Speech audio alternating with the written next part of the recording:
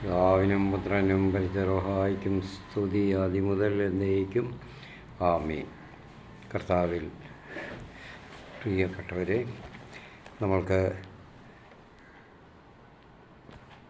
ഇനിയിപ്പോൾ അബ്രഹാത്തിൻ്റെ അവിടെ ആദ്യ പിതാവായ അബ്രഹാത്തിൻ്റെ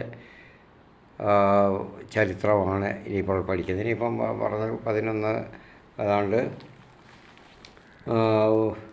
38 മുതലൊക്കെ 38 വരെ അവർ പറയുന്നത് അബ്രഹാത്തിൻ്റെ വംശാവലിയാണ് പറയുന്നത്. ഷേം മുതൽ അബ്രഹാം വരെയുള്ളത്.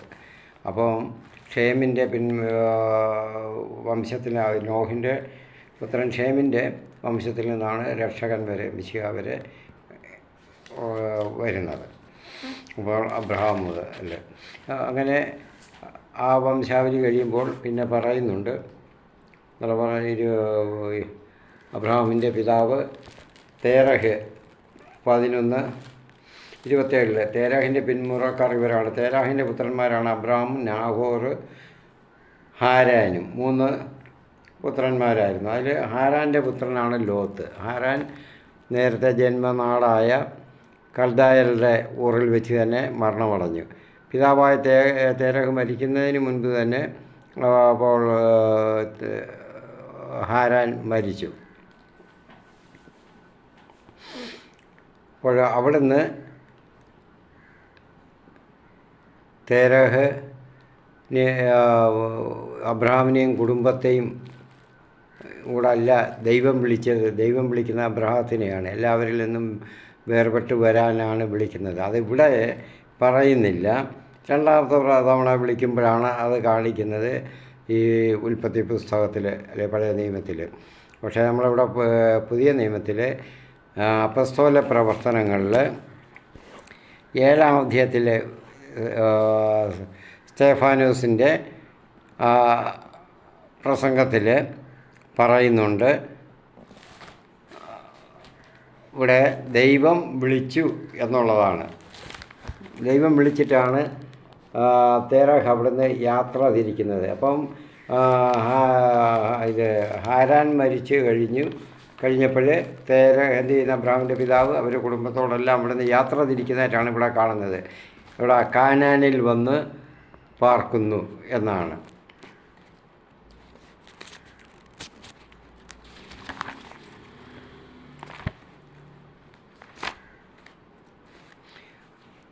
അപ്പോസ്തല പ്രവർത്തനങ്ങൾ 7-ാം അധ്യായം 2-ാം വാക്യം. അവൻ പ്രതിവചിച്ചു, സ്തേഫാനോസ്, സഹോദരന്മാരെ, പിതാക്കന്മാരെ കേട്ടുകൊള്ളുവിൻ. നമ്മുടെ പിതാവായ അബ്രഹാം ഹാരാനിൽ താമസിക്കുന്നതിന് മുൻപ് മെസൊപ്പൊട്ടോമിയയിലായിരിക്കുമ്പോൾ മഹത്വത്തിൻ്റെ ദൈവം അവന് പ്രത്യക്ഷപ്പെട്ടു. മെസൊപ്പൊട്ടോമിയയിലായിരിക്കുമ്പോൾ തന്നെ മഹത്വത്തിൻ്റെ ദൈവം അവന് അബ്രഹാമിന് പ്രത്യക്ഷപ്പെട്ടു. അവനോട് പറഞ്ഞു, നിൻ്റെ നാട്ടിൽ നിന്നും ബന്ധുക്കളിൽ നിന്നും നീ പുറപ്പെട്ട് ഞാൻ കാണിച്ചു തരുന്ന ദേശത്തേക്ക് പോവുക. അവൻ കൽദായ ദേശത്ത് നിന്ന് പുറപ്പെട്ട് ഹാരാനിൽ താമസമാക്കി.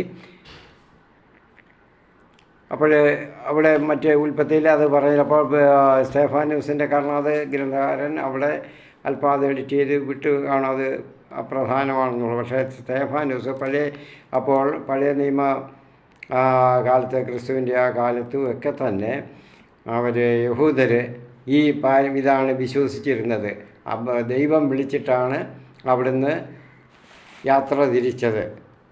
ആ തേരഹ് പിന്നീട് മരിക്കുകയാണ് അവിടെ വെച്ച്. ഹാരാനിൽ വെച്ച് മരിക്കുന്നു. അപ്പോൾ ഇത് മരണം വരെ അവിടെ അവർ താമസിച്ചു. അപ്പോൾ ദൈവം അതിന് കുറച്ച് വർഷങ്ങൾക്ക് മുൻപ് തന്നെ അബ്രഹാത്തിനെ വിളിച്ച് മെസൊപ്പൊട്ടോമിയയിലായിരിക്കുമ്പോൾ ഊറിലായിരിക്കുമ്പോൾ തന്നെ വിളിച്ചിരുന്നു. അതിവിടെ സ്തേഫാനോസിൻ്റെ ഈ പ്രസംഗത്തിലാണ് കാണുന്നത്. അപ്പോൾ അങ്ങനെ ദൈവം വിളിച്ചപ്പോൾ പറഞ്ഞ എന്തുവാ, ബന്ധുക്കളെയും എല്ലാവരെയും വിട്ടിട്ടാണ് വരാൻ പറഞ്ഞത്. അവനോട് പറഞ്ഞു, നിൻ്റെ നാട്ടിൽ നിന്നും ബന്ധുക്കളിൽ നിന്നും നീ പുറപ്പെട്ട് ഞാൻ കാണിച്ചു തരുന്ന ദേശത്തേക്ക് പോവുക. അപ്പോൾ ബന്ധുക്കളിൽ നിന്നെല്ലാം വിട്ട് പുറപ്പെടണമെന്നാണ്. പക്ഷേ ഇവിടെ നമ്മൾ കാണുന്നത് 11-ാം അധ്യായത്തിൻ്റെ അവസാന 28 അബ്രഹാം ഇവിടെ കാണുന്നത് തേരാഹ് കൽദായരുടെ ഊറെന്ന ദേശത്ത് നിന്ന്, അതായത് മെസ്സപ്പൊട്ടേമിയയിൽ നിന്ന് കാനാൻ ദേശത്തേക്ക് തേരാഹ് യാത്ര പുറപ്പെട്ടു. മകൻ അബ്രാമിനെയും പേരക്കിടാവും ഹാരാൻ്റെ മകനുമായ ലോത്തിനെയും അബ്രാമിൻ്റെ ഭാര്യയും തൻ്റെ മരുമകളായ സാറായിയെയും അവൻ കൂടെ കൊണ്ടുപോയി. അവർ ഹാരാനിലെത്തി വാസം ഉറപ്പിച്ചു. അപ്പോൾ ഹാരാനിലെത്തി അവർ വാസം ഉറപ്പിച്ചു. ദൈവം പറഞ്ഞത് അപ്പോൾ അബ്രഹാത്തോടെ പറഞ്ഞതെന്നാണ് കാണുന്നത്. പക്ഷേ അബ്രഹാമിനൊരു കാര്യം, നമ്മൾ ആദ്യ പിതാക്കന്മാരെല്ലാം തന്നെ വളരെ സൗമ്യരും എല്ലാം ദൈവം പറയുന്നതനുസരിക്കുന്നവരും ഒരുപാട് ഉദാര മനസ്കരും ഒക്കെ ആയിരുന്നുവെന്ന് കാണുന്ന യാക്കോബിനെ ഒഴിച്ചാണ്. അതൊക്കെ യാക്കോബിനെ പറ്റി പഠിക്കുമ്പോൾ നമുക്ക് പറയാം. അപ്പോൾ അബ്രഹാം വളരെ ഉദാരമനസ്കനായിരുന്നു. നല്ലൊരു മനുഷ്യൻ, നല്ലൊരു വ്യക്തിത്വം നമ്മൾ പഠിക്കുമ്പോൾ വളരെ ഉദാരമനസ്കനാണ്. അടുത്ത 13-ാം അധ്യായത്തിൽ കാണുന്നതെന്നും പിന്നെ അതുപോലെ തന്നെ എല്ലാവരോടും സ്നേഹപൂർവ്വം സന്തോഷപൂർവ്വം സൗമ്യതയോടൊക്കെ ഇടപെടുന്നയാളായിരുന്നു. പക്ഷേ വേണ്ടിയെടുത്ത് യുദ്ധം ചെയ്യാനും തനിക്ക് തൻ്റെ ആശ്രിതർക്ക് വേണ്ടി, തൻ്റെ സഹോദരങ്ങൾക്ക് വേണ്ടി യുദ്ധം ചെയ്യാനും തയ്യാറാവുന്നുണ്ട് 14-ാം അധ്യായത്തിൽ. അപ്പോൾ ഇതെല്ലാം അബ്രഹാമിൻ്റെ ഒരു പ്രത്യേക സവിശേഷതയാണ്. നമ്മൾ അബ്രഹാമിനെ പറ്റി പൂർണ്ണമായിട്ട് പഠിച്ചു കഴിയുമ്പോൾ, അബ്രഹാമിൻ്റെ ആ ചരിത്രം പഠിച്ചു കഴിയുമ്പോൾ നമ്മൾക്ക് അത് ഓരോ പിതാക്കന്മാരുടെയും ചരിത്രം നമ്മൾക്ക് പ്രത്യേകമായിട്ട് പഠിച്ചു കഴിയുമ്പോൾ ഓരോരുത്തരെയും പറ്റി നമുക്കൊന്ന് വിലയിരുത്തി നമുക്ക് പഠിക്കാം. അതായത് 12 മുതൽ 25 വരെയുള്ള അധ്യായങ്ങളാണ് അബ്രഹാമിൻ്റെ കാര്യങ്ങൾ പറയുന്നത്. പിന്നെ അങ്ങോട്ട് 50 വരെയുള്ള ഭാഗങ്ങളാണ് ഓരോ പിതാക്കന്മാരുടെ കാര്യം പറയുവാണ്. അപ്പോൾ അവിടെ നിന്ന് അപ്പം ദൈവം പറഞ്ഞത് എല്ലാവരെയും വിട്ടുപോരാനാണെന്നാണ് പറയുന്നത്. പക്ഷേ അബ്രഹാം എന്ത് ചെയ്തു? അവിടെ ആരെയും വിട്ടുകളല്ല, കുടുംബത്തോട് ആ സ്നേഹം, അദ്ദേഹം പറഞ്ഞാൽ വളരെ സൗമ്യനും വളരെയധികം സ്നേഹവും മറ്റുള്ളവരോടൊക്കെ ബഹുമാനവും ആദരവും എല്ലാം ഉള്ള ഒരു നല്ലൊരു മനുഷ്യൻ, നല്ലൊരു വ്യക്തിത്വത്തിൻ്റെ ഉടമ. അപ്പോൾ അദ്ദേഹം അവൻ നോക്കിയപ്പോൾ വയസ്സായ പിതാവിനെ വിട്ടിട്ട് പോരാൻ പറ്റുമോ വയസ്സുകാലത്ത്? ഇല്ല, പിതാവിനെയും കൂടെ കൂട്ടി. അപ്പോഴിപ്പോൾ നോക്കാം, സഹോദരൻ മരിച്ചുപോയി, സഹോദരൻ്റെ മകൻ ലോത്ത് നിൽക്കുന്നു, ലോത്തിൻ്റെ ഭാര്യയും ഉണ്ട്, എല്ലാവരും. അപ്പോൾ അവിടെ വെച്ച് അത് പറ്റും, അവരെയും വിട്ടു പോരാൻ പറ്റും, അവരെ എല്ലാവരും കൊണ്ടുപോയി. അപ്പോൾ അങ്ങനെ കൊണ്ടുവന്നപ്പോൾ അവർ ഉള്ള സമ്പത്തുകളെല്ലാം കൂടെ പോയാണ്, കന്നാലികളും ഒക്കെ ധാരാളം സമ്പത്തുകളൊക്കെ ഉള്ള ആളാണ്. അപ്പോൾ ഉള്ളവരാണവർ. പിന്നെ വിഗ്രഹങ്ങളുണ്ടാക്കി വിൽക്കുന്ന ജോലിയായിരുന്നല്ലോ തേരാഹിന്. അപ്പോഴങ്ങനെ വിഗ്രഹങ്ങളൊക്കെ നല്ലപോലെ സമ്പത്തുണ്ടാക്കിയിട്ടുണ്ട്. ഇഷ്ടം പോലെ ദൈവങ്ങളൊക്കെ ഉണ്ടാക്കി വിറ്റ് ഇഷ്ടമുള്ള ദൈവത്തിന്, അപ്പോൾ ഓരോ ദൈവത്തിനും ഓരോ വിലയായിരിക്കും. അപ്പോൾ ഓരോ കൂടെ നല്ലപോലെ പൈസ ഉണ്ടാക്കിയിട്ടുണ്ട്, പണം ഉണ്ടാക്കിയിട്ടുണ്ട്. അപ്പോൾ അങ്ങനെ ഉള്ള എല്ലാം കൊണ്ട് അവിടുന്ന് യാത്ര തിരിക്കുകയാണ്. കർത്താവ് പറഞ്ഞ ഇതെല്ലാം വിട്ടിട്ട് ഇഞ്ഞ് പോരാനാണ് പറഞ്ഞത്. ദൈവം വിളിച്ചതുപോലെ, ദൈവം ആവശ്യപ്പെട്ടതുപോലെ നമ്മൾ ചെയ്യണം. ദൈവം പറഞ്ഞതുപോലാണ് ചെയ്യേണ്ടുന്നത്. ആ ദൈവം പറഞ്ഞതുപോലെ ചെയ്യാത്തപ്പോൾ നമ്മൾ അവിടെ കാണുന്നുണ്ട് എന്താ, ദൈവം പിന്നെ അടുത്ത് വരുന്നു. പിന്നെ ദൈവം ഉടനെ ഒന്നും കുറച്ച് വർഷത്തേക്ക് അബ്രഹാമിനോട് സംസാരിച്ചിട്ടേ ഇല്ല. കാരണം എന്താ, അവിടെ കൊണ്ടുപോയി ഹാരാനിൽ വന്ന് അങ്ങ് താമസം ഉറപ്പിച്ചു. അങ്ങ് ഹാരാനിലെത്തി അവിടെ വാസം ഉറപ്പിച്ചു. ഇനി 32-ാം വാക്യത്തിൽ പറയാം, തേരാഹ് 205 വർഷം ജീവിച്ചിരുന്നു, ഹാരാനിൽ വെച്ച് മൃതി അടഞ്ഞ് അവിടെ വെച്ച് വാസം ഉറപ്പിച്ചെടുത്ത്. കർത്താവ് പറഞ്ഞ അവിടെ അല്ല, ഞാൻ കാണിച്ചു തരുന്ന ദേശത്തേക്ക് പോവുക എന്നാണ് പറഞ്ഞത്. കാണിച്ചു തരുന്ന ദേശത്തേക്ക് പോകാൻ കർത്താവിനോട് ആരും ചോദിച്ചില്ല. എന്താണ് അഭിപ്രായം, ഞങ്ങൾ ഇവിടം വരെ എത്തി, ഇനി എന്തുവാണെന്നൊന്നും ചോദിച്ചില്ല. അപ്പോൾ കർത്താവ് അപ്പോൾ കർത്താവ് വിചാരിച്ചത് എന്താ, ഇത്രയും കുടുംബത്തോടെ സ്നേഹമയിയായ ഒരു മകൻ അബ്രഹാം, പിതാവിനോടും ഒക്കെ അത്രയും സ്നേഹത്തോടും ബഹുമാനത്തോടും ആദരവോടും കാണുന്ന ഒരു മനുഷ്യനായിരുന്നു. അപ്പോൾ അദ്ദേഹം മരിക്കട്ടെ, അതാണ് തടസ്സമെങ്കിൽ അദ്ദേഹം മരിക്കുന്നിടം വരെ ദൈവവും കാത്തു നിന്നു അബ്രഹാമിനെ വീണ്ടും ഉപയോഗിക്കാനായിട്ട്. അപ്പോൾ അബ്രഹാമിനെ ഉപയോഗിക്കാനായിട്ട് തീരുമാനിച്ച ദൈവം അതിൽ നിന്ന് പിന്മാറുന്നില്ല. ദൈവം കണ്ടിട്ടുണ്ട്, ഇന്നാരെ ഞാൻ ഉപയോഗിച്ചാൽ അവൻ എനിക്ക് എൻ്റെ സ്നേഹിതനായിട്ട്, എൻ്റെ കൂടെ, എൻ്റെ ദാസനായിട്ട് ഞാൻ പറയുന്നത് പോലെ തന്നെ അനുവർത്തിച്ച് നിൽക്കും, അതുപോലെ തന്നെ ജീവിക്കും എന്നുള്ളത്. അതുകൊണ്ടാണ് അങ്ങനെ ചെയ്തത്. അപ്പോൾ കർത്താവ് പ്രളയം കഴിഞ്ഞ് ജനതകളോട് പറഞ്ഞ എന്താ, എല്ലായിടത്തും വർദ്ധിച്ച് പെരുകാനാണ് പറഞ്ഞത്. അതേസമയം ഇവിടെ വർദ്ധിച്ച് പെരുകാൻ പറഞ്ഞത് ഇത് 11-ാം അധ്യായത്തിൽ തന്നെ നമ്മൾ ആദ്യ ഭാഗത്ത് കാണുന്നുണ്ട്. ബാബേൽ അവിടെ കൂടിയ ജനതകൾ, അപ്പം കുറച്ച് 1000 വർഷങ്ങളൊക്കെ കഴിഞ്ഞ് 1000-ഓ 2000 വർഷത്തോളമായി കാണും. അപ്പോഴാണ് അവിടെ ജനങ്ങളെല്ലാം പെരുകി വന്നു. അപ്പോഴാണ് ഒരു കൂട്ടർക്ക് തോന്നിയത് അവിടെ നല്ലൊരു സ്ഥലം ഷീനാറിൽ അവിടെ വന്ന് താമസിക്കുക. ബാബേൽ സ്ഥലം, ബാബേലെന്ന് പറഞ്ഞാൽ എന്തുവാ അർത്ഥം? അവിടെ ചിത്രിക്കപ്പെടുന്ന സ്ഥലമെന്നാണ്. കൂട്ടിക്കുഴയ്ക്കുന്ന, ആശയം കുഴപ്പം ഉണ്ടാക്കുന്ന എന്നർത്ഥമാണ്. ബലൽ എന്നുള്ള ഹീബ്രു വാക്കിൽ നിന്ന് മൂലപദം അതിൽ നിന്നുണ്ടായതാണ് അത്. അപ്പോൾ അവിടെ വന്നവരെന്ത് വിചാരിച്ചാൽ ദൈവത്തിൻ്റെ പ്ലാൻ എന്തുവാ? ലോകം മുഴുവനും പോയി ജനതകൾ നിറയണം. എല്ലാ ജനതകളും നിറഞ്ഞ് അവർ പല ഭാഷകളൊക്കെ ഉണ്ടായി. പല ഭാഷകളിൽ നിന്ന് അവർ ദൈവത്തെ സ്തുതിക്കണം, ദൈവത്തെ മഹത്വപ്പെടുത്തണം. മറ്റ് ജീവികൾ, ലോകം മുഴുവനുള്ള ജീവികജാലങ്ങളെല്ലാം ദൈവത്തെ മഹത്വപ്പെടുത്തണം ഇവരിൽ കൂടി, അവിടെ ആയിരിക്കുന്നവരിൽ കൂടി. അങ്ങനെ പോയി നിറയാൻ പറഞ്ഞപ്പോൾ അവർ ചെയ്തത് ഇവിടെ വന്ന് ഒന്നിച്ചു കൂടി നമുക്ക് ദൈവത്തോടൊപ്പം നമുക്ക് എത്താൻ നോക്കാം. ആകാശം വരെ ഉള്ള ആകാശം മുട്ടുന്ന ഗോപുരം പണിഞ്ഞ് നമുക്കെല്ലാവർക്കും ഒന്നിച്ച് പോകാൻ, നമ്മൾക്ക് ചിതറാൻ പാടില്ല, നമ്മുടെ ഭാഷയും സംസ്കാരവും എല്ലാം അവിടെ സൂക്ഷിക്കണമെന്ന് പറഞ്ഞു. ദൈവം എന്ത് ചെയ്തു? ചിതറിച്ചു. ദൈവത്തിൻ്റെ ഇഷ്ടത്തിന് തന്നെ പെരുമാറണം. ഇവിടെ ഹാരാനിൽ വന്ന് താമസം ഉറപ്പിച്ചപ്പോൾ പിന്നെ കാനാനിലോട്ട് പോകാനായിട്ട് ചോദിച്ചില്ല, മറുപടി ദൈവത്തോട് ചോദിച്ചില്ല. ദൈവത്തോട് ചോദിക്കണം എന്നുള്ളതാണ്. അപ്പം ഞാൻ കാണിച്ചിരുന്ന ദേശത്തേക്ക് പോവുക എന്നാണ് പറഞ്ഞത്. ഹാരാനിൽ താമസമാക്കി പിതാവിൻ്റെ മരണശേഷം അവിടെ ഇന്ന് നിങ്ങൾ വസിക്കുന്ന ദേശത്തേക്ക് ഇവിടെ വന്നുവെന്ന് സ്തേഫാനോസ് അന്ന് യഹൂദരോട്, അവിടെ കൂടിയിരുന്ന യഹൂദരോട് പറയുന്നു. അപ്പോൾ 12-ാം അധ്യായത്തിൽ ഇനിയും വരുമ്പോൾ കർത്താവ് അബ്രഹാമിനോട് അരുളി ചെയ്ത് നിൻ്റെ വീണ്ടും കർത്താവ് പിതാവ് മരിച്ചു. അവരുടെ തടസ്സം അതായിരുന്നല്ല, പിതാവിനെ മരിക്കാൻ അനുവദിച്ചു. പിതാവ് മരിച്ചു കഴിഞ്ഞപ്പോൾ അബ്രഹാമിനോട് പറയണം, നിൻ്റെ ദേശത്തെയും ബന്ധുക്കളെയും പിതൃഭവനത്തെയും വിട്ട് ഞാൻ കാണിച്ചു തരുന്ന നാട്ടിലേക്ക് പോവുക. എന്തൊക്കെ വിടണം? ആ ദേശത്തെ വിടണം, ബന്ധുക്കളെയും പിതൃഭവനത്തെയും വിടണം, കൂട്ടാൻ ആരുമില്ല.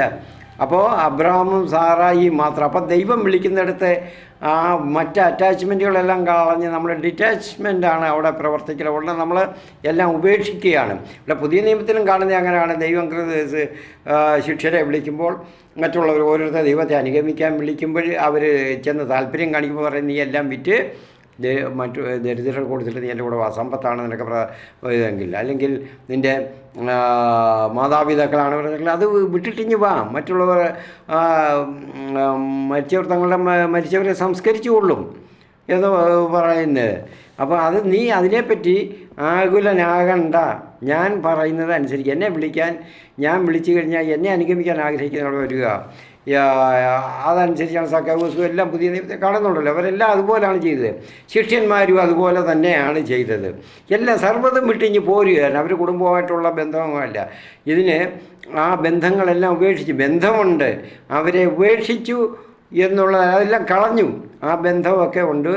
പക്ഷേ കർത്താവ് അവിടെ പത്രോസിൻ്റെ ഭവനത്തിലൊക്കെ പോയി അവിടെ വെച്ച് പ്രാർത്ഥിച്ചു. അപ്പോൾ പിന്നെ അവിടെ വെച്ച് അവിടെ പ്രസംഗിച്ചു, പഠിപ്പിക്കാനിരുന്നു. പിന്നെ കഫർനഹൂമിലും അവിടെയൊക്കെ പോയി, പത്രോസിൻ്റെ ഭവനങ്ങളായിരിക്കണം. അപ്പോൾ അവിടെയൊക്കെ പോയി താമസിക്കുക. ആ ബന്ധം ഉപേക്ഷിക്കുക എന്ന് പറഞ്ഞാൽ അവർക്ക് ചീട്ടെഴുതി കൊടുത്ത് മോശ പറഞ്ഞ പോലെ അങ്ങോട്ട് എഴുതി ഉപേക്ഷാപത്രം കൊടുത്ത് ഉപേക്ഷിക്കുകയല്ല ചെയ്തത്. അപ്പോൾ ഇതൊക്കെ പറയുമ്പോൾ ഞാൻ അത്രയും വിശദീകരിക്കാൻ കാരണം ഇവിടെ ജോബി ആൽവിൻ എന്ന് പറയുന്ന ഒരു പാസ്റ്റർ, വലിയൊരു പ്രസിദ്ധനാണ്, വലിയ പണ്ഡിതനാണ്, കാര്യമൊക്കെ ശരിയാണ്.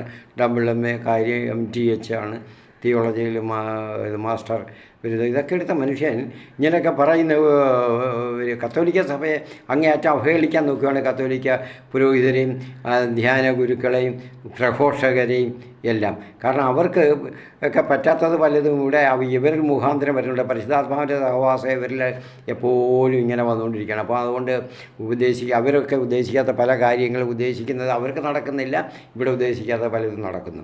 അത് കണ്ടിട്ടുള്ള അസൂയയും എല്ലാ നിമിത്തം അവരുടെ കാപട്യം പുറത്ത് വരികയാണ്. 100-200 വർഷം കൊണ്ടൊക്കെ ഉണ്ടായ അവരുടെ പൂർവികരുണ്ടാക്കിയ സഭ, കർത്താവ് സ്ഥാപിച്ച സഭയിൽ നിന്ന് വേർപെട്ട് 250 വർഷം ഈ 1800 വരെ നടന്നിട്ടൊന്നും അതുവരെ ഒരു കുഴപ്പമില്ല, അത് പോയിക്കൊണ്ടിരുന്നതാണ്. മറ്റു ചില കുഴപ്പമുണ്ടല്ലോ ലൂതറിൻ്റെ കാലത്തുമൊക്കെ, അത് ശരിയാണ്. പക്ഷേ അതിന് ശേഷം ഇവരാണോ ഇതൊക്കെ പഠിപ്പിക്കാൻ വരുന്നത്? അവിടെ ദാനിയേൽ പൂവണ്ണാത്തിൽ അച്ഛൻ ലോകം ആദരിക്കുന്ന അച്ഛനെ അധിക്ഷേപിച്ച് നിന്ദിച്ചൊക്കെ അദ്ദേഹം കുറേയൊക്കെ പറഞ്ഞു. പത്രോസ് ഉപേക്ഷിച്ചു, കുടുംബത്തെ ഉപേക്ഷിച്ച് വന്നെന്ന് പറയാം. അങ്ങനെ പത്രോസ് ഉപേക്ഷിച്ചെന്ന് പറയാം, നിങ്ങൾ ആരാണ്, അങ്ങനെയാണ് ചെയ്യുന്നത്, എവിടെയാണ്, ഭാര്യയെ ഉപേക്ഷിച്ചോ, മക്കളെ ഉപേക്ഷിച്ചോ എന്നൊക്കെ ചോദിച്ചുകൊണ്ട് എല്ലാവരെയും ഉപേക്ഷിച്ച് വന്നതെന്നാണ് പറയുന്നത്. ഇയാൾ എന്തുവാണെന്ന് പറയുന്ന ഈ മനുഷ്യൻ ചെയ്യുന്നത് അത് ഒരു ബഹുമാനവും ഇല്ലതാണ്. ലോകമൊക്കെ ആദരിക്കുന്നൊരു ധ്യാന ഗുരുവിനെ പൂർണ്ണത്തിൽ അച്ഛനെ അയാൾ സംസാരിക്കും. മനുഷ്യൻ ഇയാൾ ഇങ്ങനെ ദേഹമെന്ന് പോലും പറയുന്നില്ല, ഇയാൾ താൻ എന്നൊക്കെ പറഞ്ഞാണ് അടുത്ത വീഡിയോയുടെ ഒരു വാക്യത്തിൻ്റെ പകുതിയൊക്കെ എടുത്ത് വെച്ച് അധിക്ഷേപിക്കുന്നത്. കത്തോലിക്ക സഭയെ അധിക്ഷേപിക്കാൻ കിട്ടുന്ന ഒരു അവസരവും പാഴാക്കത്തില്ലല്ലോ ഇവരൊക്കെ. കാരണം അവർ നിൽക്കുന്ന തെറ്റിലാണ്. നരക കവാടത്തിൻ്റെ വാതിലിൽ സൂക്ഷിപ്പുകാരാണ് ഇവരൊക്കെ. കാരണം പിശാചി കാരണം 250 വർഷം മുൻപ് പിശാചാണ് അവരെയൊക്കെ ഇങ്ങോട്ട് തള്ളിവിട്ട്. കാരണം ഈ സഭയിലേക്ക് എതിരെ ആഞ്ഞടിക്കണം, പ്രവർത്തിക്കണം, ദൈവരാജ്യത്തിന് എതിരായിട്ട് നരക സാമ്രാജ്യത്തെ ബലപ്പെടുത്താൻ സാത്താൻ ഉപയോഗിക്കുന്ന ബുദ്ധികളാണ് ഇവരെയൊക്കെ അങ്ങനെയുള്ള ഏജൻറ്റുകളാണ്. അപ്പം ഞാനിപ്പം പറഞ്ഞപ്പോൾ അവരെല്ലാം ഉപേക്ഷിച്ച് ഇവിടെ വന്നെന്ന് പറയും. ഇനിയിപ്പോൾ ഇത് കേട്ടും കൊണ്ട് ഇനിയും എന്നെയും കുറേ അനാവശ്യങ്ങളൊക്കെ പറഞ്ഞത് വരും, കത്തോലിക്ക സഭയും വീണ്ടും പറയും. അപ്പോൾ അതുകൊണ്ട് ഞാൻ അതുപോലെ ഒരുപാടുണ്ട്, ഓരോ സമയം വരുമ്പോൾ പറയാം. അയാളുടെ അതായത് ഞാൻ ഇടയ്ക്ക് കുറച്ച് ആൾ മുൻപൊന്ന് കണ്ടിരുന്നു ഇതുപോലെ എന്ത് വിഡ്ഢിത്തങ്ങളൊക്കെ പുലമ്പി വിടും. പുള്ളിയുടെ ആ സാമർഥ്യമൊക്കെ ഫിലോസഫിയിലും സൈക്കോളജിയിലുമൊക്കെ ബിരുദാനന്തര ബിരുദം എടുത്തെന്നും പറഞ്ഞ ആ സാമർഥ്യം കത്തോലിക്ക സഭയ്ക്കെതിരെ എങ്ങനെ എങ്ങനെ ഉപയോഗിക്കാമെന്ന് ഉള്ള ഗവേഷണത്തിലാകരുത്. അതിനുവേണ്ടിയല്ല ഇതൊക്കെ ചെയ്യേണ്ടുന്നത്. സുവിശേഷ പ്രവർത്തനം അവരവരുടെ കൂട്ടായ്മകൾ ചെയ്യണം. അത് സഭയൊന്നുമല്ല, കൂട്ടായ്മകൾ എന്നേ പറയും. ആ കൂട്ടായ്മകൾ അത് ചെയ്തു. ക്രിസ്തുവല്ലേ പ്രഘോഷിക്കപ്പെടുന്നത്? എന്ത് വൈരാഗ്യം മൂലവും മാത്സര്യം മൂലവും ഇത് പകമൂലവും ഒക്കെ ചെയ്യുന്നത് പൗലോസ്ലീഹ പറഞ്ഞിരിക്കുന്നത് എന്തുവാണ്? അത് ചെയ്യുന്നത് എന്തായാലും ഞാൻ സന്തോഷിക്കും. കാരണം വേദനയുണ്ട്, എന്നാലും അത് ക്രിസ്തുവാണല്ലോ പ്രഘോഷിക്കപ്പെടുന്നത്. പ്രഘോഷിച്ചോട്ടെ എന്ന് പറഞ്ഞ പോലെ പറയുന്നത്. ഞാനും പറയുന്നു, നിങ്ങൾ ഇത് ചെയ്യുന്നത് ക്രിസ്തു പ്രഘോഷിക്കപ്പെടുന്നതിൽ ഞങ്ങൾ സന്തോഷിക്കുകയാണ് നിങ്ങളോടായി. ചിലപ്പോൾ സാത്താനും ഭേദം ഓതുമല്ലോ അതിലുള്ള പ്രഘോഷണം. അപ്പം ഇങ്ങനെയൊക്കെയുള്ള കൂട്ടായ്മകളൊക്കെ പോയി വശം കെട്ട് നിൽക്കുന്ന പാവപ്പെട്ട ജനതകളാണല്ലോ പോകുന്നത്. അല്ല, അറിവും ബോധമുള്ളവരല്ലല്ലോ. ബൈബിൾ അവരുടെ മസ്തിഷ്ക പ്രക്ഷാളനം ചെയ്ത് ബ്രെയിൻ വാഷ് ചെയ്ത് അവരെ തെറ്റുകൾ പഠിപ്പിക്കുക, വ്യാജം പഠിപ്പിക്കുക, വ്യാജ ബൈബിൾ പഠിപ്പിക്കുക. അതാണ് അവർ ചെയ്യുന്നത്. അതിൽ പോയി വീടല്ലേ.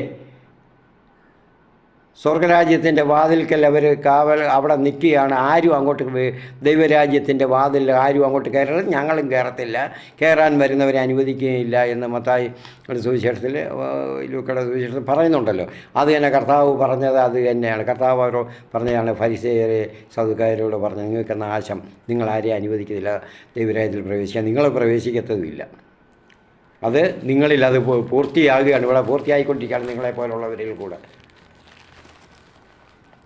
അപ്പോൾ അത് എല്ലാവരും ഒന്ന് ശ്രദ്ധിക്കണം.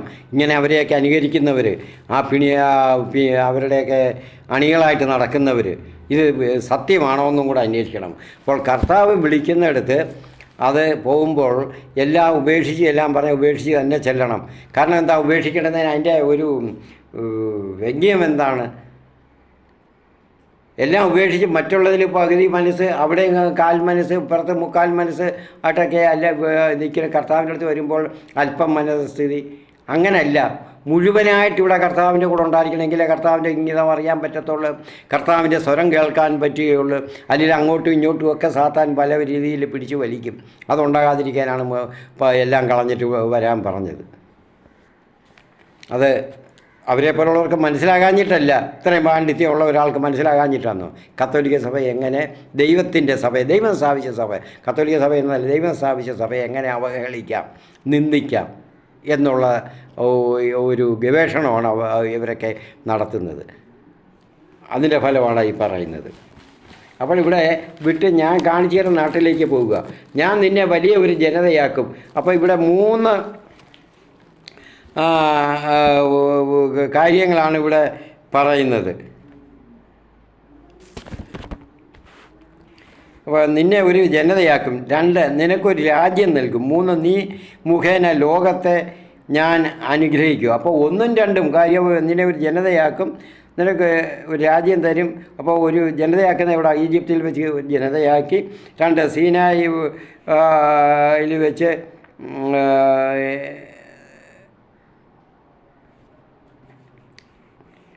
രണ്ടാമത്തേത് ജോഷുവയിൽ കൂടി രാജ്യം കൊടുത്തു. മൂന്നാമത്തേത് ഒന്നാമത്തേത് ഈജിപ്തിൽ അവിടുന്ന് ജനയായിട്ട് വന്ന് സീനായി മലയിൽ വെച്ച് അവിടെ നിന്ന് ഒന്ന് സാധിച്ച്. രണ്ടാമത്തേത് ജോഷുവയിൽ കൂടി രാജ്യം കിട്ടി. 3ാമത് പൂർത്തിയാക്കി. 3ാമത്തേത് പുതിയ നിയമത്തിൽ മത്തായിയുടെ സുവിശേഷത്തിൽ തന്നെ ആരംഭിക്കുന്നത് തന്നെ അബ്രഹാത്തിൻ്റെ പുത്രനായ ദാവീദിൻ്റെ പുത്രനായ യേശു ക്രിസ്തുവിൻ്റെ വംശാവലി എന്നാണ്. അപ്പോൾ അത് പൂർത്തിയായി. അപ്പോൾ ഈ അബ്രഹാത്തോട് പറഞ്ഞത് ആ രാജ്യങ്ങൾ, അപ്പോൾ ഈ 3 വാഗ്ദാനങ്ങളും, നിൻ്റെ പേര് ഞാൻ മഹത്തരമാക്കും, അങ്ങനെ നീ ഒരു അനുഗ്രഹമായിരിക്കും. എങ്ങനെയാണ് പേര് മഹത്തരമാക്കുന്നത്? അബ്രഹാത്തിൻ്റെ പേര് പിന്നെ അത് വരുമ്പോൾ അത് പറയാം. മഹത്തരമാക്കുന്നത് അത് പേരിൽ തന്നെ ഉണ്ടത്. കർത്താവ് ആ പേര് മാറ്റി അബ്രാഹം എന്നാക്കി മാറ്റി. ഇപ്പോൾ അബ്രാഹമാണ് കേട്ടോ. അത് വരുമ്പോൾ നമുക്ക് പറയാം.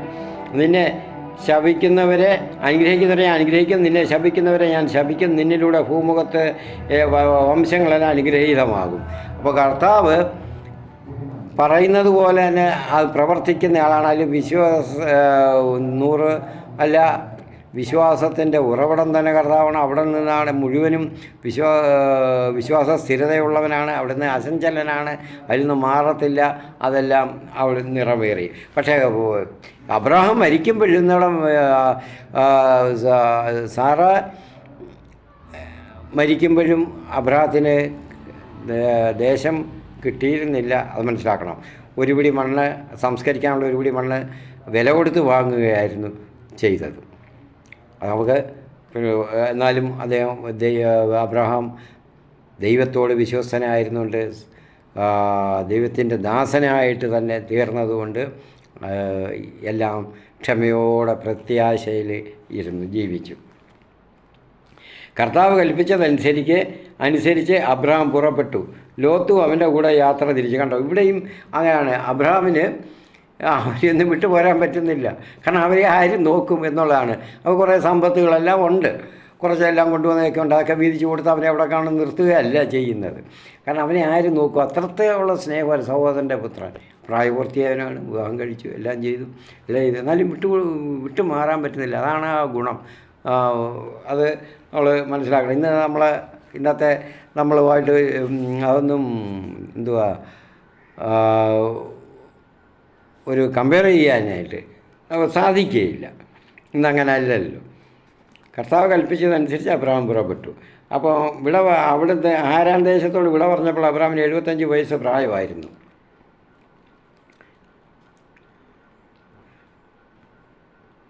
അബ്രഹാം ഇനി 6ാം വാക്യം. അബ്രഹാം ആ ദേശത്തിലൂടെ സഞ്ചരിച്ച് ഷെക്കെമിൽ മോറയുടെ ഓക്കുമരം വരെ എത്തി.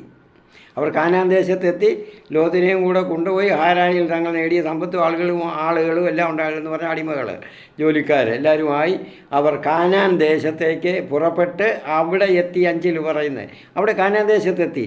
അവിടെ താമസമായ കാരണം എന്താ? ദൈവം അപ്പോഴും പറയും, നീ ഇവിടെ കിടക്ക്, ഇവിടെ താമസമാക്ക്, നിനക്ക് സ്ഥലം ഞാൻ കാണിച്ചു തരാം എന്ന് ദൈവം പറയുമായിരുന്നു. ദൈവം പിന്നീട് അങ്ങോട്ട് പുറപ്പാടുകളൊക്കെ അങ്ങനെയല്ലേ, സ്ഥലം കാണിച്ചു കൊടുത്ത് അവിടെ പറയുന്നുണ്ട് എല്ലാം ചെയ്യാൻ. പക്ഷേ അവിടെ പറയുന്നില്ല. കാരണം എന്താ? ദൈവം പറഞ്ഞ പോലെ ഒറ്റയ്ക്കല്ല വന്നിരിക്കുന്നത്. സാറായും അബ്രഹാമും മാത്രമായിട്ടല്ല വന്നിരിക്കുന്നത്. പറഞ്ഞ പോലെയല്ല. നമ്മുടെ മനുഷ്യത്വപരമായിട്ട് നമ്മൾ കുറച്ച് അങ്ങനെ ഒരുപാട് ബലഹീനതകൾ അബ്രഹാമിനുണ്ട്. പിന്നെ പഠിക്കുന്നുണ്ടല്ലോ. അബ്രഹാം ദേശത്തിലൂടെ സഞ്ചരിച്ച് എന്ത് ചെയ്ത് കാനാനിലെത്തിയപ്പോൾ ഷെക്കെമിൽ മോറയുടെ ഓക്കുമരം വരെ എത്തി. ഈ മോറയുടെ ഓക്കുമരം ഇനിയും വരുന്നുണ്ട് പലപ്പോഴും. അതൊക്കെ ഓർമ്മയിരിക്കണം. മോറയുടെ കാനാനിലാണ്. കാനാനിലെ ഷെക്കെമിൽ ഓക്കുമരം വരെ എത്തി. അക്കാലത്ത് കാനാൻകാർ അവിടെ പാർത്തിരുന്നു. കർത്താവ് അബ്രഹാമിന് പ്രത്യക്ഷപ്പെട്ട് അരുളി ചെയ്ത്, ഈ നാട് നിൻ്റെ സന്തതികൾക്ക് ഞാൻ കൊടുക്കും. ഏതാ ഈ കാനാൻ ദേശം? ആ വലിയ വിസ്തൃതമായ ഒരു ദേശമാണ്. തനിക്ക് പ്രത്യക്ഷപ്പെട്ട കർത്താവിന് അബ്രഹാം അവിടെ ഒരു ബലിപീഠം പണിതു. ദൈവം ചെയ്യുന്ന നന്മയ്ക്ക് നമ്മളെ നയിക്കുന്നതിന് എപ്പോഴും നന്ദി അർപ്പിക്കണം. അത് നമ്മളിൽ നിന്നും ആവശ്യപ്പെടുന്നതാണ്. അബ്രഹാം ഇവിടെ ചെയ്തതാ. ദൈവം അവിടെ നിന്ന് ഈ വാഗ്ദാനം കൊടുത്തു, നമുക്ക് ചെയ്യുമെന്ന് പറഞ്ഞ് ചെയ്തില്ല. കിട്ടുന്നതിന് മുൻപാണ് ഇവിടെ കൊടുത്തത്. ആ പ്രത്യാശയിലാണ് ബലി അർപ്പിക്കുന്നത്. നമ്മൾ ഓരോ കാര്യത്തിനും അങ്ങനെയാണ് ചെയ്യേണ്ടത്. നമ്മൾ പ്രത്യാശയോടെ അതിന് കർത്താവിന് ബലി അർപ്പിക്കണം, നന്ദി അർപ്പിക്കണം. നമുക്ക് ഇപ്പം ബലി അർപ്പിക്കാൻ മൃഗങ്ങളെ കൊന്ന് ഇതുപോലെ അബ്രഹാമിൻ്റെ കൂട്ട് ബലി അർപ്പിക്കുക എന്നുള്ളതല്ല, അല്ലെങ്കിൽ കുർബാന ചൊല്ലിക്കുക എന്നുള്ളതല്ല അതിൻ്റെ അർത്ഥം. നമ്മുടെ അധര ബലി, നമ്മുടെ മനസ്സുകൊണ്ട് എല്ലാം മുഴുവൻ സമയം കർത്താവിന് ബലി അർപ്പിച്ചുകൊണ്ട് അതിന് നന്ദി പ്രകാശിപ്പിക്കണം. കൃതജ്ഞതാ ബലി പൗലോസ്ലീഹയൊക്കെ പറയുന്നുണ്ടല്ലോ ധാരാളമായിട്ട്. നമ്മൾ ഓരോ സമയത്തും അതൊക്കെ പറയാൻ ഈ 12 അധ്യായം തീർക്കണമെന്ന് വിചാരിച്ചാണ്. അവിടെ നിന്ന് അവിടെ ബലിപീഠം പണി നോക്കിയോ. അതാണ് ഒരു ചെല്ലുന്നിടത്തൊക്കെ താവള പഠിക്കുന്നവർ അവിടെ ബലിപീഠം പണിഞ്ഞ് ആണ് അവിടുന്ന് പണിതു. അവിടെ നിന്ന് അവൻ ബഥേലിന് കിഴക്കുള്ള മലമ്പ്രദേശത്തേക്ക് കടന്നു. ഇപ്പം താവള പഠിച്ചെടുത്തുനിന്ന് പിന്നെ എന്ത് ചെയ്തു? ബഥേലിന് കിഴക്കുള്ള മലമ്പ്രദേശത്തേക്ക് കടന്ന് അവിടെ ബഥേലിന് കിഴക്കും ആയിക്കും പടിഞ്ഞാറുമായി താവളം അടിച്ചു. ബഥേലിനും ആയി ദേശങ്ങൾ, 2 ദേശങ്ങളാണ് അതൊക്കെ. അവിടെ ഒരു ബലിപീഠം പണിതു, കർത്താവിൻ്റെ നാമം വിളിച്ചു. അവിടെയും ബലിപീഠം പണിത് കർത്താവിൻ്റെ നാമം വിളിച്ചു. അവിടെ നിന്ന് അബ്രഹാം നെഗബിന് നേരെ യാത്ര തുടർന്നു. നമ്മളിതെല്ലാം ജോഷുവയുടെ പുസ്തകത്തിലുമൊക്കെ ഇത് പഠിക്കുന്നുണ്ട്. ഈ സ്ഥലങ്ങളൊക്കെ, ഈ ദേശങ്ങൾ, രാജ്യങ്ങൾ, ചെറിയ രാജ്യങ്ങൾ. അങ്ങനെ അബ്രഹാം അവിടെ ഒരു ക്ഷാമം ഉണ്ടായി 10-ാം അധ്യായത്തിൽ. അതാണ് ഇനിയും ഒരു രസകരമായ ഒരു വസ്തുത. അവിടെ ഒരു ക്ഷാമം ഉണ്ടായപ്പോൾ എവിടെ? കാനാനിൽ. അപ്പോൾ ദൈവം ഇടപെട്ടില്ല. കാരണം അബ്രഹാം ഒറ്റയ്ക്കല്ല, ദൈവം പറഞ്ഞതുപോലെയല്ല ചെയ്തിരിക്കുന്നത്, സ്വന്തം ഇഷ്ടത്തിന്. അതുകൊണ്ട് കടുത്ത ക്ഷാമമായിരുന്നതിനാൽ ബലിയൊക്കെ അർപ്പിച്ചത് ദൈവം സ്വീകരിച്ചു. പക്ഷേ ഒരു കാര്യം, താൻ തിരഞ്ഞെടുക്കപ്പെട്ടവരെ താൻ സംരക്ഷിക്കുമെന്ന് വാഗ്ദാനം ചെയ്തവരെ ഒരിക്കലും ഉപേക്ഷിക്കുകയില്ല. അവർക്കൊരു ദോഷം വരാൻ ദൈവം അനുവദിക്കുകയില്ല. കർത്താവ് നമ്മുടെ കാര്യങ്ങളും ഇപ്പോഴും അങ്ങനെ തന്നെയാണ്. നമ്മളോടും നമ്മൾ വഴിവിട്ട് പോകുന്നുവെങ്കിലും ദൈവം നമ്മളെ പിന്തുടരുന്നുണ്ട്, നമ്മളെ തിരിച്ചു കൊണ്ടുവരാൻ, കർത്താവിൻ്റെ പാതയിലേക്ക് കൊണ്ടുവരാൻ. അതൊക്കെ ഇന്ന് പലരുടെയും അനുഭവത്തിലാണ്, ഞാനും അനുഭവത്തിലാണ്. അവിടെ ഒരു ക്ഷാമമുണ്ടായി. കടുത്ത ക്ഷാമമായിരുന്നതിനാൽ ഈജിപ്തിൽ പോയി പാർക്കാമെന്ന് കരുതി അബ്രഹാം അങ്ങോട്ട് തിരിച്ചു. ഒന്ന് മനസ്സിലാക്കണം, അന്ന് കുടിയേറ്റക്കാരുടെ സമയമാണ്. ഇങ്ങനെ ഓരോ കണ്ടില്ലേ, പല രാജ്യങ്ങളുമായി. കാനാനിൽ തന്നെ പല നാട്ടുരാജ്യങ്ങളിലോട്ടും ചെന്നു. അപ്പോൾ ഇങ്ങനെ കുടിയേറ്റക്കാരിങ്ങനെ അങ്ങോട്ടും ഇങ്ങോട്ടും ഇങ്ങനെ പോവുകയാണ്. അപ്പോൾ നമ്മളിവിടെ ചരിത്രത്തിലും പറയുന്നുണ്ട്,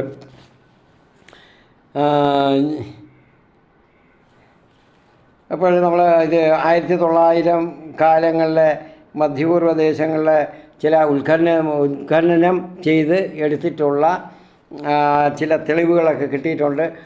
അപ്പോൾ അതിൽ 1900 വർഷങ്ങൾക്ക് മുമ്പുള്ളതാണെന്നാണ് ശാസ്ത്ര പണ്ഡിതർ അത് അവകാശപ്പെടുന്നത്. ക്യൂണിഫോം ലിപികളിൽ ലിഖിതങ്ങളാണ് അതിലുള്ളത്. അതിൽ ഈജിപ്റ്റ് മുതൽ ഇറാൻ വരെയുള്ള രാജ്യങ്ങളിൽ നിന്ന് ഖനനം ചെയ്തിട്ടുള്ളതാണ് ക്യൂണിഫോം ലിപിയിലുള്ള ഈ ചരിത്ര രേഖകളൊക്കെ. അപ്പോൾ അതിൽ ഈ അബ്രഹാം എന്നും ഇസാക്കെന്നും ഇസാക്ക് യാക്കോബ് എന്നൊക്കെ പേരുള്ള പലയിടത്തും കിട്ടിയിട്ടുള്ളതാണ്. അവിടങ്ങളെല്ലാം ഉണ്ട്. അപ്പോൾ ഇവരൊക്കെ ഇങ്ങനെ അന്നത്തെ എല്ലാവരും ഇങ്ങനെ കുടിയേറ്റക്കാരായിട്ട് അങ്ങോട്ടും ഇങ്ങോട്ടും കുറേ വർഷങ്ങൾ കഴിയുമ്പോൾ അവിടുന്ന് മതിയാക്കി അടുത്ത ഒരു രാജ്യത്തേക്ക് പോവുക പതിവായിരുന്നു നാട്ടിൽ നിന്ന് എന്നുള്ളത് നമുക്ക് മനസ്സിലാക്കാം. അതുപോലെയാണ് അബ്രഹാം ഇവിടെ വന്നിട്ട്. പക്ഷേ ഇവിടെ അബ്രഹാമിൻ്റെ കാര്യത്തിൽ പറയുമ്പോൾ ഇവിടെ ദൈവം വിളിച്ചിട്ടാണ് വന്നത്. അപ്പോൾ അല്ലാതെ ചരിത്രപരമായിട്ട് അങ്ങനെ ഒരു ശാസ്ത്രപരമായിട്ട് അങ്ങനെ ഉണ്ടായതല്ല, ദൈവം ആവശ്യപ്പെട്ടതായിട്ടാണ് ബൈബിളിൽ കാണുന്നത്. അതുകൊണ്ട് സാമൂഹ്യ ശാസ്ത്രപരമായിട്ട് ചരിത്രപരമായിട്ടുള്ളതല്ല. പിന്നെ ദൈവത്തിൻ്റെ ഇഷ്ടമായി ദൈവം നിയോഗിച്ചിരുന്നതായിരുന്നു എന്ന് വേണം നമ്മൾ മനസ്സിലാക്കാൻ.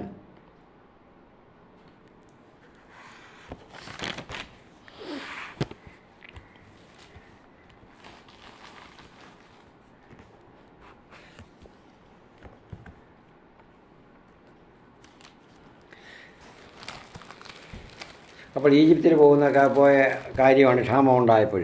ഈജിപ്തിൽ പോകാൻ ദൈവം പറഞ്ഞില്ല. കർത്താവ് പറഞ്ഞോ? ഇല്ല. അവിടെ ക്ഷാമമുണ്ടായി. എന്താ ചെയ്യേണ്ടതെന്ന് കർത്താവിനറിയാം. പക്ഷേ അബ്രഹാം സ്വന്തം ബുദ്ധിയിലൊക്കെ ചെയ്തു. ഇങ്ങനെ പലതും ചെയ്തിട്ടുണ്ട്. നമ്മൾ ഇങ്ങോട്ട് വരുമ്പോഴേ നമ്മൾ അതുകൊണ്ടാണ് നമ്മളും ഇങ്ങനെ അനുഭവിക്കുക. സ്വന്തം ബുദ്ധിയിൽ ഓരോന്ന് ചെയ്തപ്പോഴും ദൈവം അനുവദിക്കാതെ. അപ്പോൾ ഇന്നത്തെ തലമുറ ഇന്നത്തെ മനുഷ്യരും അനുഭവിക്കും. 2000 വർഷം മുൻപ് ചെയ്ത കഥകൾ, 1900 വർഷങ്ങൾക്ക് മുമ്പ് ഒക്കെ ചെയ്ത കഥകളാണ് ഇപ്പോഴേ അതിൻ്റെ ഫലം അനുഭവിക്കുന്നുണ്ട്. അപ്പോൾ അതിൻ്റെ അങ്ങനെ ചെയ്തപ്പോൾ അവിടെ ഈജിപ്തിൽ പോകേണ്ടുന്ന കാര്യമൊന്നുമില്ല. അവിടെ ചെന്നപ്പോഴെന്തുവാണ് പറയുന്നത്? ഈജിപ്തിൽ ചെല്ലുന്നതിന് മുമ്പ് പറഞ്ഞു, സാറ വളരെ സൗന്ദര്യമുള്ള സ്ത്രീയായിരുന്നു, വളരെ സൗന്ദര്യമുള്ള സ്ത്രീയായിരുന്നു. ദൈവം തിരഞ്ഞെടുക്കപ്പെട്ടവർക്കൊക്കെ ഏറ്റവും ലോകത്തിലെ ഏറ്റവും അന്ന് സൃഷ്ടികളിലെ ഏറ്റവും സൗന്ദര്യമുള്ളവരായിരിക്കും. അതാണ് കന്യാമറിയത്തിൻ്റെ കാര്യം പറയുന്നത്. ലോകത്തിൽ ഏറ്റവും സൗന്ദര്യമുള്ള സ്ത്രീ, സൃഷ്ടികളിൽ നിന്ന് വരെ സൃഷ്ടിച്ചിട്ടുള്ള ഏറ്റവും സൗന്ദര്യമുള്ള സ്ത്രീയായിരുന്നു. അതുപോലെ യേശു ഏറ്റവും സുന്ദരനായിരുന്നു, ദൈവത്തിൻ്റെ ഛായയാണ്. അപ്പോൾ അത് ചില രീതിയിലും പലതും പഠിപ്പിക്കുന്നുണ്ട്, ചിലതൊക്കെ ഇങ്ങനെ പറയുന്നുണ്ട്. അത് ഒരിക്കലും ശരിയല്ല. ദൈവം ദൈവത്തിൻ്റെ ഛായയിൽ സൃഷ്ടിച്ചാൽ ഏറ്റവും സൗന്ദര്യമുള്ളത്, ഏറ്റവും മഹത്തരമായ സൃഷ്ടിയായിരുന്നു, കാഴ്ചയ്ക്കും എല്ലാത്തിനും തന്നെ. അപ്പോൾ ഇവിടെ സാറായും അതുപോലെ തിരഞ്ഞെടുക്കപ്പെട്ട പിതാവിൻ്റെ തൻ്റെ ദാസൻ്റെ ഭാര്യയാണ്. അതുകൊണ്ട് ഏറ്റവും സൗന്ദര്യമുള്ളവരെ തന്നെയാണ് തിരഞ്ഞെടുത്തത്. അപ്പോൾ അങ്ങനെ അവിടെ ചെന്നപ്പോൾ പറയുന്നു, ഈജിപ്തിൽ ചെല്ലുന്നതിന് മുമ്പേ പറയുന്നുണ്ട്, ഈജിപ്തിൽ എത്താറായപ്പോൾ 11-ാം വാക്യം, നീ വളരെ അഴക് ഉള്ളവളാണെന്ന് എനിക്കറിയാം. നിന്നെ കാണുമ്പോൾ ഈജിപ്തുകാർ പറയും, ഇവൾ എൻ്റെ ഭാര്യയാണ്, എന്നിട്ട് എന്നെ കൊന്നു കളയും അവർ. അപ്പോൾ ജീവൻ രക്ഷിക്കാനാണ് അപ്പോൾ ഒരു മാനഹാനി പോലും അദ്ദേഹം അതിനേക്കാളും വലുതാണ് ജീവൻ രക്ഷിക്കണമെന്ന് ചോദിക്കുന്നത്. അതിലെ വിഡിത്തമല്ലേ? ദൈവമാണ് കൊണ്ടുപോകുന്നത്. ആ ഒരു ചിന്തയില്ല, അവിടെ ചോദിക്കുന്നില്ല. നമ്മൾക്കെല്ലാം സംഭവിക്കുന്ന ഇതാണ്, ദൈവം അനുവദിക്കാത്ത കാര്യങ്ങളാണ് അവിടെ താമസമാക്കുക. അപ്പോൾ ദൈവം പറയുന്നത്, അപ്പോൾ എന്തെല്ലാം കുഴപ്പങ്ങളുണ്ടായെന്ന് നോക്കിക്കോ. അവിടെ താമസിക്കുമ്പോൾ നീ മൂലം എനിക്ക് ആപത്തുണ്ടാകാൻ, എന്നെ കൊന്നിട്ട് നിന്നെ പിടിച്ചുകൊണ്ട് പോകും, നിന്നെ കൊണ്ടുപോകും, നിന്നെ അവരുടെ ഭാര്യ ആക്കും.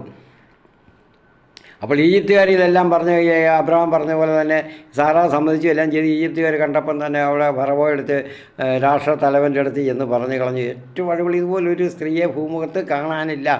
ഫറവോയെ പറഞ്ഞ് ഇളക്കി. അപ്പോൾ അവിടെ കൊട്ടാരത്തിലേക്ക് ആനയിക്കപ്പെട്ടു പറഞ്ഞു. അപ്പം ഫറവോ അവളെ പ്രതി അബ്രഹാമിനോട് നന്നായിട്ട് പെരുമാറി. അവൻ ആടുകൾ, കാളകൾ, കഴുകുകൾ, ഒട്ടകങ്ങൾ, വേലക്കാരികൾ, സമ്പത്തുകളൊക്കെ ധാരാളം കൊടുത്തു അബ്രഹാമിന്. അപ്പോൾ പക്ഷേ അബ്രഹാം ദൈവം തിരഞ്ഞെടുത്ത പുത്രി ആയതുകൊണ്ട് എന്ത് ചെയ്തു? സാറായ ദൈവം സംരക്ഷിച്ചു. ഫറവോ അതുകൊണ്ട് ഒരുപാട് ക്ലേശിച്ചു. എല്ലായിടത്തും അവർക്ക് രോഗങ്ങളും അതുകൊണ്ടെല്ലാം ഉണ്ടായിട്ട് അവർ ഫറവോ വിളിച്ച് മഹാമാരികളാൽ പീഡിപ്പിച്ചു. അവിടുന്ന് കാരണം നശിക്കാൻ ദൈവം വിളിച്ച് വേർതിരിച്ച് വിട്ടതാ. അതുകൊണ്ട് നശിക്കാൻ അനുവദിക്കുന്നില്ല. ദൈവത്തിൻ്റെ കൽപ്പനയ്ക്ക് വേണ്ടി നോക്കി നിന്നില്ല ഇംഗിതം പറയാൻ. എന്നാലും ദൈവം അവരെ നശിക്കാനായിട്ട് അനുവദിക്കുകയില്ല. ഇന്ന് നമ്മളെല്ലാം ഇത് തന്നെയാണ് കാണുന്നത് എന്ന് മനസ്സിലാക്കണം. നമ്മൾ ചിന്തിക്കാത്തതുകൊണ്ടാണ്. അവൾ പറഞ്ഞ്, എന്നോട് എന്തുകൊണ്ട് നീ ഇത് പറഞ്ഞില്ല? അതുകൊണ്ട് നീ സഹോദരിയാണെന്നല്ലേ പറഞ്ഞത്, നിൻ്റെ ഭാര്യ, നീ അവളെയും കൊണ്ട് സ്ഥലം വിടുക, എങ്ങനെയെങ്കിലും ഞങ്ങളൊന്ന് നേരത്തെ കഴിഞ്ഞിരുന്നോളുള്ളത് കൊണ്ട് ഞങ്ങളിവിടെ കഴിഞ്ഞോട്ടെ, സ്വസ്ഥമായിട്ട് കഴിഞ്ഞോട്ടെ എന്നും പറഞ്ഞ് ഭാര്യയും കൊടുത്ത് വിടുകയാണ്. അപ്പോൾ അങ്ങനെ ഭാര്യയും കൊണ്ട് അബ്രഹാമിനെ കുറിച്ച് കൽപ്പന കൊടുത്തു. അവനെയും ഭാര്യയെയും അവൻ്റെ വസ്തുവകളെയും കൂടി യാത്രയാക്കി. എന്തുവാ അവർ ഒരുപാട് സമ്പത്ത് കൊടുത്തു. ഫറവോ അവർക്ക് ഒരുപാട് സമ്പത്ത് കൊടുത്തു, പണം കൊടുത്തു, അടിമകളെ കൊടുത്തു, വേലക്കാരികളെ കൊടുത്തു, സാറായിക്ക് തോഴികളെ ഒരുപാട് കൊടുത്തു. അതിനോട് അങ്ങനെ കിട്ടിയാവുന്നതാണ് ഹാഗാർ. ഈ ഹാഗാറിനെ ചുവന്നുകൊണ്ടാണ് ഇവിടെ വരുന്നത്. അപ്പോൾ അങ്ങനെ വന്നപ്പോൾ എന്തൊക്കെ ദൈവം അനുവദിക്കാത്ത സ്വത്തുക്കളൊന്നും കൈവശം നിൽക്കത്തില്ല. അങ്ങനെ നേടിയൊന്നും നമ്മൾ പാട്ട് പാടുന്നുണ്ട്,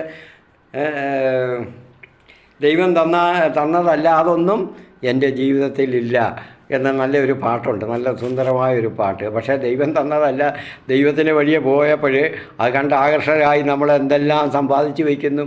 ഈ ദൈവത്തിൻ്റെ വഴിയെ പോകുന്നവർ തന്നെ എന്തെല്ലാം വാരി കൂട്ടി വയ്ക്കുന്നു. ദൈവം അനുവദിച്ചിട്ടല്ല, ദൈവം പറഞ്ഞിട്ടില്ല അത് വാങ്ങിച്ചു കൂട്ടാൻ. നിൻ്റെ ജീവിതത്തിന് ആവശ്യമുള്ളതൊക്കെയാണ് ഉണ്ടാകേണ്ടുന്നത്, അത് മതി, അതുകൊണ്ട് തൃപ്തിപ്പെട്ടോണം. ഇവിടെ അങ്ങനെയല്ല. ഹാഗാറിനെയും കൂട്ടിയിട്ട് വന്ന് ഇന്നും ലോകം അനുഭവിക്കുകയാണ് ആഹാന്റെ സന്തതികളുടെ ഗുണഫലം. അബ്രഹാമിന് പറ്റിയ തെറ്റുകൾ ഒരു എന്തായാലും അത് പഠിക്കുമ്പോൾ നമുക്ക് പറയാം.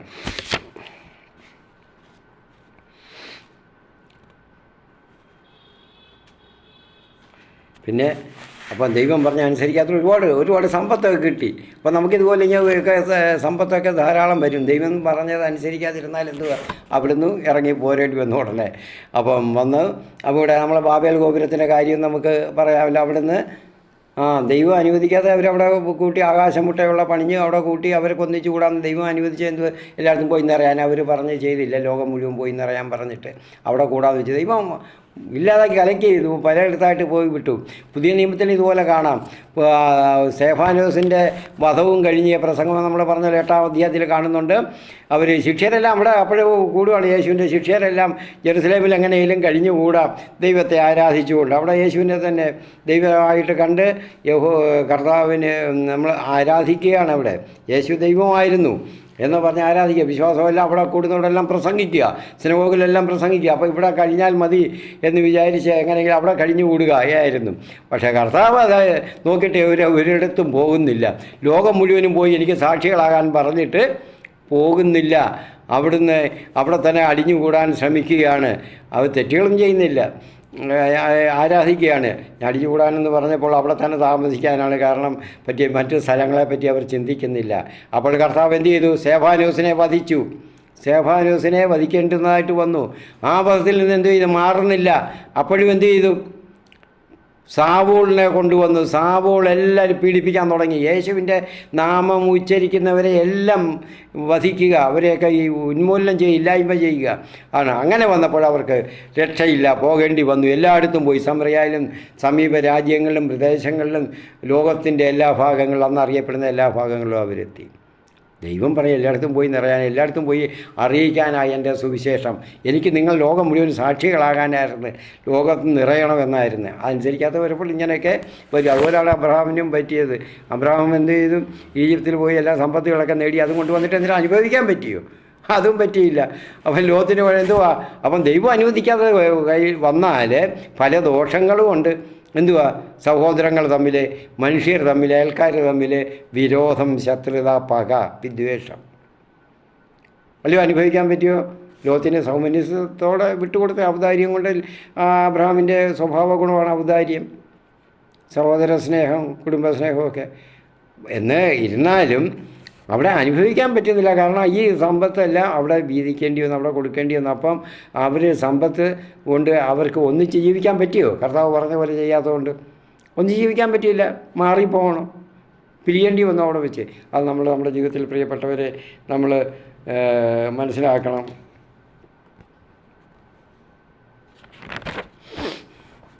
നമുക്ക് അടുത്ത 13-ാം അധ്യായത്തിൽ നമ്മൾക്ക് ബാക്കിയുള്ളതൊക്കെ നമുക്ക്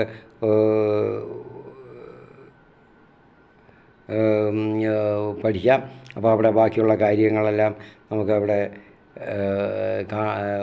ഇന്നിപ്പോൾ ഞാൻ പറഞ്ഞ അപ്പോൾ ഹാഗാറിൻ്റെ കാര്യം, ഹാഗാറിൻ്റെ സന്തതികളുടെ കാര്യം ഒക്കെ അവിടെ വെച്ച് ഒരുപാട് പറയാനുണ്ട്.